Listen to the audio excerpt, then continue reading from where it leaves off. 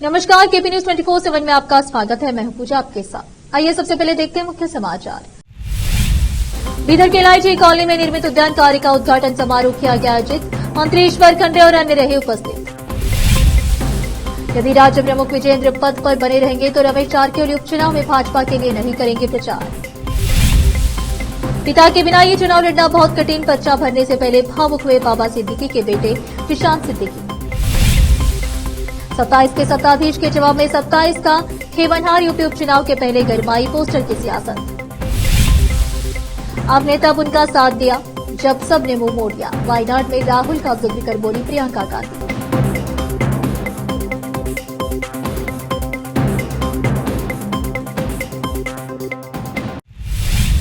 अब समाचार विस्तार से। बीदर के एलआईजी कॉलोनी में कर्नाटक सरकार कल्याण कर्नाटक क्षेत्र विकास बोर्ड कलबुर्गी 2023-2024 केकेपीए बोर्ड की सूक्ष्म कार्य योजना के तहत बीदर नगर के वार्ड नंबर 13 में निर्मित उद्यान कार्य का उद्घाटन समारोह आयोजित किया गया। इस अवसर पर कर्नाटक के cabinet minister for forest and ecology and Bidar incharge minister Eshwar Khande द्वारा उद्यान के कार्य का शुभारंभ किया गया। इस अवसर पर जिला आयुक्त शिल्पा शर्मा, जिला पंचायत सीईओ डॉक्टर दिलीप बडोले, पूर्व एमएलसी अरविंद कुमार अरली, नगर परिषद अध्यक्ष मोहम्मद गौस, वार्ड नंबर 13 के सदस्य और स्थायी समिति के अध्यक्ष प्रशांत दुर्डी, नगर परिषद के नामित सुनील बच्चन और कई कार्यकर्ता उपस्थित थे। इस अवसर पर सभी अतिथियों का सम्मान किया गया। साथ ही ईश्वर खंडे ने संबोधित किया। मिनिस्टर ईश्वर खंडे ने मीडिया से बात की। केपी न्यूज के लिए कैमरामैन पुपुराज का coverage. Humanity first foundation Bidar के जिम्मेदारों ने एक घायल व्यक्ति को इलाज के लिए गवर्नमेंट अस्पताल लेकर आए। उस वक्त के पैर में सूजन है और कीड़े पड़े हुए। इस व्यक्ति के इलाज के लिए लाने में गवर्नमेंट अस्पताल का मामला नजरअंदाज करने और उस रोगी व्यक्ति को छूने से इनकार किए जाने की ह्यूमैनिटी फर्स्ट के मस्जिद बिलाल ने बात कही है। उन्होंने केपी न्यूज से बात करते हुए गवर्नमेंट अस्पताल के मामले की लापरवाही के बारे में बताया और उन्होंने जिला प्रशासन और बीदर जिला प्रशासक और स्थानीय नेताओं से इस संबंध में अस्पताल मामले की लापरवाही पर नजर रखने की अपील की है। केपी न्यूज के कैमरामैन पुपुराज का कवरेज। पूर्व मंत्री और गोकाक विधायक रमेश जारकिहोली ने कहा कि अगर भाजपा के प्रदेश अध्यक्ष पीवाई विजेंद्र पद पर बने रहेंगे तो वह राज्य में 3 विधानसभा क्षेत्रों के लिए उपचुनाव में प्रचार नहीं करेंगे। उन्होंने कहा अभी उपचुनाव चल रहे हैं और मैं 13 नवंबर को मतदान के बाद बोलूंगा। जारकिहोली ने सोमवार को यहां संवाददाताओं से कहा, हम चाहते हैं कि भाजपा तीनों सीटें जीते, लेकिन हम विजेंद्र को प्रदेश अध्यक्ष के रूप में स्वीकार नहीं करते हैं और इस बारे में आलाकमान को बता दिया गया है। इसके बावजूद अगर आलाकमान चाहेगा तो मैं प्रचार करूंगा। महाराष्ट्र के उप मुख्यमंत्री और एनसीपी अध्यक्ष अजित पवार ने पत्नी सुनेत्रा पवार को बहन सुप्रिया सुले के खिलाफ लोकसभा चुनाव लड़वाने पर एक बार फिर अपनी गलती मानी है। उन्होंने कहा कि यह उनकी भूल थी। अजित पवार ने आज बारामती से नामांकन दाखिल किया। इसके बाद पत्रकारों से बात की। इस दौरान उन्होंने कहा, मैंने अपनी बहन सुले के खिलाफ पत्नी सुनेत्रा को उतारकर गलती की, यह मेरी भूल थी, मैं मानता हूं। उन्होंने आगे कहा, हर किसी को चुनाव लड़ने का अधिकार है। जब भी मेरे खिलाफ कोई उम्मीदवार उतारा जाता है तो मैं उन्हें एक मजबूत उम्मीदवार के रूप में लेता हूं और उसके अनुसार प्रचार करता हूं। इस बार भी बारामती के लोग मुझे चुनेंगे और मुझे उन पर भरोसा है। अब फिलहाल एक छोटा सा ब्रेक। कील मुहासों के दाग, मस्सा, बालों का झड़ना, गंजापन, चेहरे पर अनचाहे बालों से परेशान लोगों के लिए खुशखबरी। अब इन सभी प्रकार की समस्याओं को दूर करने के लिए शहर बीदर में खुल गया है Biyani skin and hair clinic, cosmetic and laser centre, जहां पर त्वचा, बालों एवं चेहरे पर दाग धब्बे, शरीर में खुजली, नाखूनों से संबंधित बीमारी के अलावा और भी कई बीमारियों का इलाज किया जाता है। इसके अलावा बीदर में पहली बार यहां पर अनचाहे बालों को निकालने के लिए लेजर ट्रीटमेंट अवेलेबल है। अपने खोए हुए बालों के लिए पीआरपी और जीएफसी थेरेपी अवेलेबल है। यहाँ पर लेजर द्वारा टैटू भी रिमूव किया जाता है और मस्से भी निकाले जाते हैं। Doctor Vinay Kumar Biyani MBBS MD, consultant dermatologist, cosmetologist and trichologist की निगरानी में चलाए जाने वाले स्किन एंड हेयर क्लिनिक में आकर अपनी बीमारियों और समस्याओं को दूर कीजिए और इस क्लिनिक के इलाज से फायदा उठाइए। आज ही चले आइए। यहाँ पर बीदर के अलावा महाराष्ट्र और तेलंगाना से भी पेशेंट आकर लाभ उठा रहे हैं। पहले पीआरपी थेरेपी और लेजर ट्रीटमेंट के लिए लोग हैदराबाद जाते थे। अब यह सब चीजें यहीं बीदर में उपलब्ध है। नई कमान के पास बस स्टॉप के सामने बिल्डिंग में हमारा क्लिनिक है। चले आइए Biyani skin and hair clinic, cosmetic and laser centre, timing सुबह 11 बजे से 9 बजे तक 11 to 9 PM। अपॉइंटमेंट के लिए इस नंबर पर संपर्क कीजिए 9243573333। ब्रेक के बाद आपका स्वागत है। आइए देखते हैं अन्य समाचार। महाराष्ट्र में सीट बंटवारे पर महाविकास आघाड़ी एमवीए में सियासी घमासान मचा हुआ है। कांग्रेस और उद्धव ठाकरे वाली शिवसेना के बीच तनातनी चल रही है। इस बीच उद्धव ठाकरे के नेतृत्व वाली शिवसेना के नेता संजय राउत ने कांग्रेस को सोलापुर दक्षिण विधानसभा सीट से उम्मीदवार खड़ा करने को लेकर चेतावनी। दरअसल इस सीट से शिवसेना यूबीटी पहले ही अपने उम्मीदवार की घोषणा कर चुकी है। राउत ने कहा कि अगर कांग्रेस इस सीट पर ऐसा कुछ करती है तो यह उकसाने का काम होगा और महाविकास आघाड़ी एमवीए के लिए समस्याएं पैदा कर सकता है। उन्होंने कहा कांग्रेस ने अपनी नई सूची में सोलापुर दक्षिण सीट से अपने उम्मीदवार दिलीप माणे की घोषणा की है। यह तब हुआ है जब हम पहले ही अपना उम्मीदवार अमर पाटिल उतार चुके हैं। मैं इसे कांग्रेस द्वारा टाइपिंग की गलती मानता हूं। ऐसी गलती हमारी तरफ से भी हो सकती है। उन्होंने आगे कहा मैंने सुना है कि स्थानीय कांग्रेस नेता मिराज विधानसभा क्षेत्र से चुनाव लड़ने के लिए उत्सुक है, जो हमारे सीट बंटवारे के फॉर्मूले का हिस्सा है। अगर ऐसा संक्रमण सहयोगियों के खिलाफ उम्मीदवार उतारने का पूरा राज्य में फैलता है तो यह एमवीए के लिए समस्याएं पैदा करेगा। कांग्रेस छोड़कर अजित पवार के नेतृत्व वाली राष्ट्रवादी कांग्रेस पार्टी एनसीपी में शामिल होने वाले जिशान सिद्दीकी बांद्रा पूर्व विधानसभा सीट से चुनाव लड़ने जा रहे हैं। साल 2019 में जिशान सिद्दीकी इस सीट से कांग्रेस के टिकट पर पहली बार चुनाव लड़े और विधायक बने थे। आज नामांकन दाखिल करने से पहले जिशान ने अपने पिता को याद करते हुए कहा कि ये चुनाव पिता के बिना लड़ना बहुत कठिन है। पिता चले गए, दल बदल गया, सब कुछ इतना जल्दी हुआ कि मुझे सोचने का समय भी नहीं मिल पा रहा है। मेरे पिता के जाने के बाद मैंने बहुत लोगों के चेहरे बदलते देखे हैं। उन्होंने आगे कहा कि आदित्य ठाकरे मेरे अच्छे दोस्त हैं। वर्ली सीट के लिए उनको शुभकामनाएं। उनके मेरे भाई वरुण सरदेसाई मेरे खिलाफ मैदान में है, लेकिन बड़ी चुनौती नहीं है, जनता और उनका प्यार मेरे साथ।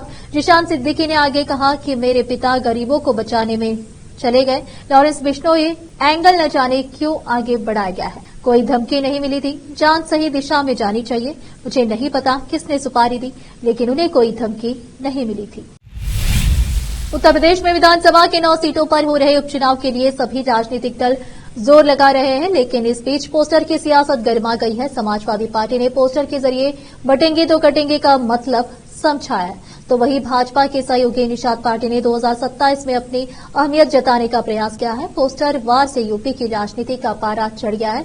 सपा प्रमुख अखिलेश यादव ने जन्मदिन के मौके पर सपा नेता ने 27 के सत्ताधीश वाला पोस्टर लगाया था। अब इस पर पलटवार करते हुए निषाद पार्टी ने कैबिनेट मंत्री डॉक्टर संजय निषाद को 27 का ठेवनहार बताते हुए राजधानी लखनऊ में कई पोस्टर लगवाए गए हैं। इसके बाद एक बार फिर सपा ने कटेंगे तो बटेंगे के स्लोगन पर पलटवार किया है। उनके पोस्टर में लिखा न बटेंगे न कटेंगे, 2027 में नफरत करने वाले हटेंगे। सपा नेता रंजीत कुमार की ओर से लगे पोस्टर खूब वायरल हो रहे हैं। उसमें उन्होंने भाजपा के बटेंगे तो कटेंगे पर पलटवार किया है। उन्होंने लिखा न बटेंगे न कटेंगे, 2027 में नफरत करने वाले हटेंगे। हिंदू मुस्लिम एक रहेंगे तो नेक रहेंगे।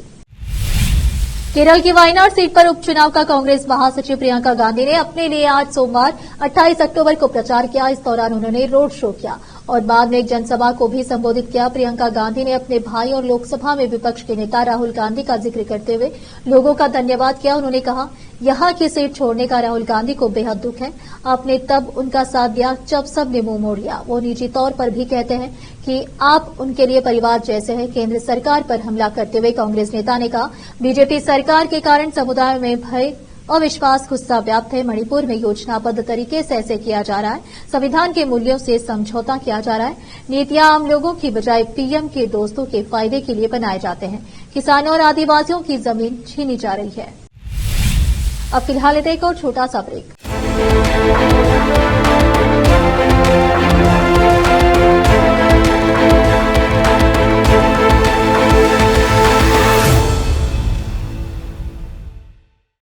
नूर एजुकेशन ट्रस्ट बीदर की ओर से चलाए जाने वाला Noor MEd and BEd college Bidar, recognised by NCTE Delhi and affiliated to Bidar University, Bidar.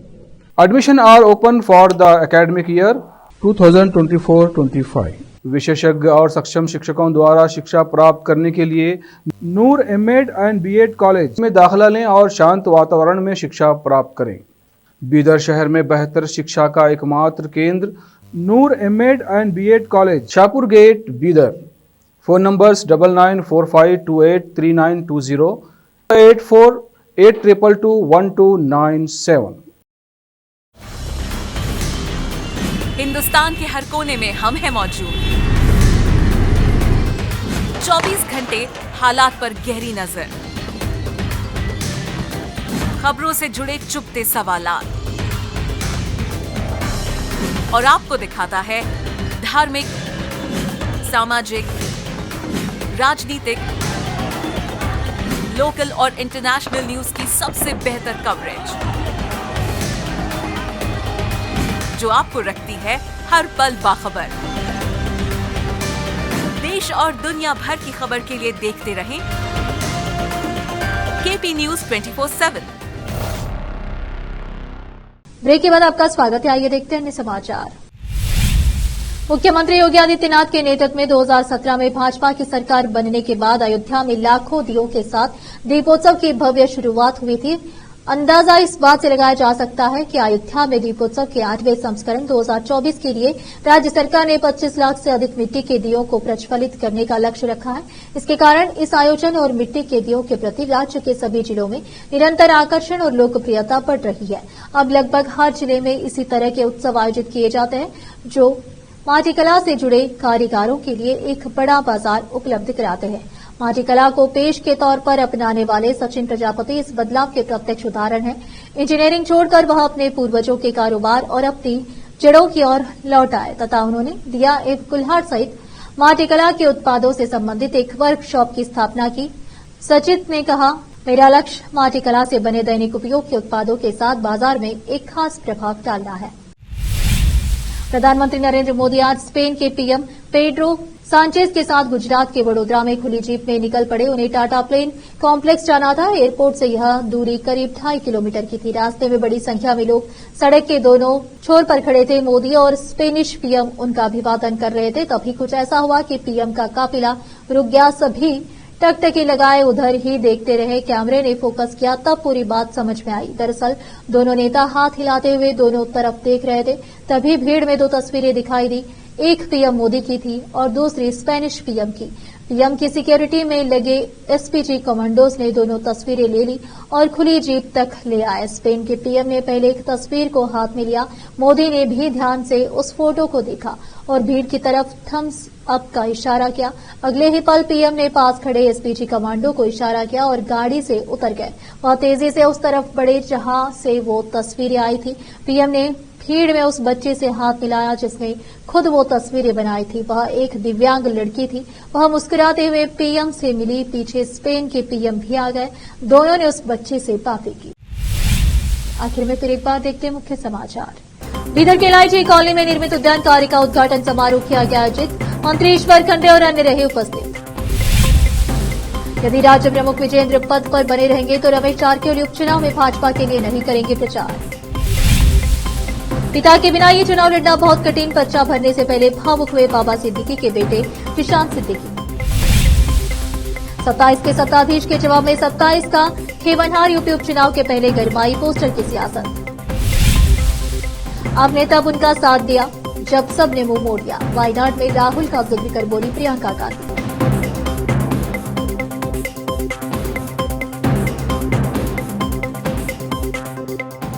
KP news में इस वक्त के लिए इतना ही। देश प्रदेश के समाचारों के लिए देखते रहिए आपका अपना चैनल केपी न्यूज 24/7। धन्यवाद।